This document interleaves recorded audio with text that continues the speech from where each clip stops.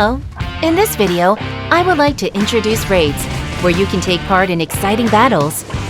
Raids are content where you can acquire equipment crafting materials, moonstones, and other items. There is a 4-player raid where you can deploy 4 heroes, as well as an 8-player raid where you can deploy 8 heroes. In the 4-player raid, a boss that inflicts different abnormal statuses will appear.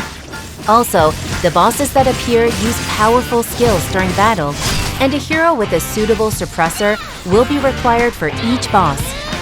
Suppressors are similar to ultimate skills, but regardless of the ultimate skill gauge, if a boss monster uses a powerful skill, the button will activate and it can be used immediately.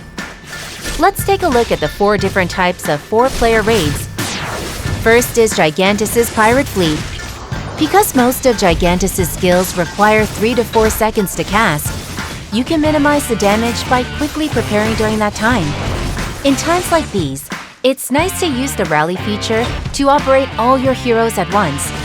As most of Gigantus's skills have the burn effect, I recommend using Greater Grade Gillahan, who has a burn immunity. Additionally, you can use either Rare Plus or Common Grade Lens Suppressor skill Eruption to suppress Gigantus's ultimate skill, Giant Claw Press. So, I think it would be a good idea to have Len in your team formation. If you complete Gigantus's Pirate Fleet, you can acquire the Oceanic Strategy Book as a basic reward. Strategy books can be used for enhancing formations. The second raid is Daybreak Exodus. As most of Varian's skills have the paralysis effect, deploying Greater Grade Henry, who has a paralysis immunity, will be of great help. You can use Rare Grade Rudy's suppressor skill Insight to suppress Varian's ultimate skill, Gust of Doom. If you complete Daybreak Exodus, you can acquire the Legion Strategy Book as a basic reward. The third raid is Queen's Palace. On the right, you can check the skills of the boss monster, Queen Lizadria. And if you're close to her during the final attack pattern, the Poison Mat skill will deal continuous poison damage. So, it is recommended to avoid charging at the boss as soon as you start. Additionally, Lizadria's skills have a lot of poison effects, so deploying Greater Grade Ian, who has a poison immunity, would be a good strategy. Lizadria's ultimate skill, Gorge, can be suppressed by Legendary Grade Rachel or Rare Grade Iota's suppressor skill Counter. Keep in mind that Legendary Grade Rachel can be acquired through the Account Combat Power reward. So please keep this in mind. If you complete Queen's Palace, you can acquire the Kingdom Strategy Book as a basic reward. The fourth raid is Dunfrost Fortress. Dunfrost Fortress's monster Avalanche summons the Essence of Cold, which gives debuffs midway through battle, so it's best to prioritize attacking the Essence of Cold first. All of Avalanche's skills have the freeze effect, so it would help to deploy Greater Grade Adele, who has a freeze immunity.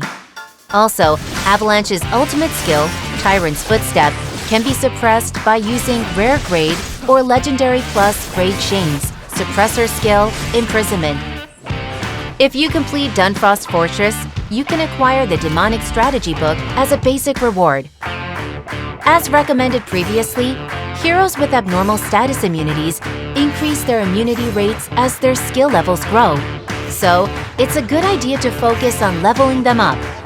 Furthermore, when putting on equipment, I recommend that you equip them with a skill level boost set. Next, let's take a look at the 8-player raid. On the right, you can check the skills of the boss monster, Celios. While operating the default deployed defense heroes, avoid Celios' skill by pressing the rally button. Deploying support heroes that quickly fill up the ultimate skill gauge of your heroes, such as Rare Grade Shay, is an effective strategy to deal with a great amount of damage using ultimate skills.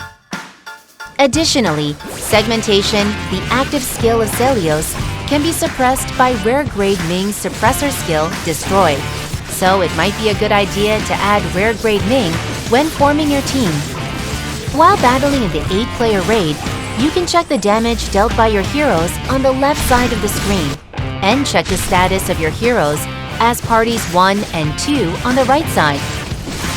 You'll need to tap the arrow to change the controlled heroes when operating parties 1 and 2 respectively, so I suggest you gather and manage the heroes you often use and place them in one party. Each raid can only be entered once a day by default, and you can enter additionally by using rubies or entry tickets. You must clear each difficulty to challenge the next difficulty, and you can activate the clear feature for difficulties already completed to immediately acquire rewards and receive the completion buff described in our second video. Today, I introduced you to all the details of the 4-player and 8-player raids. I hope to see you next time. Thank you!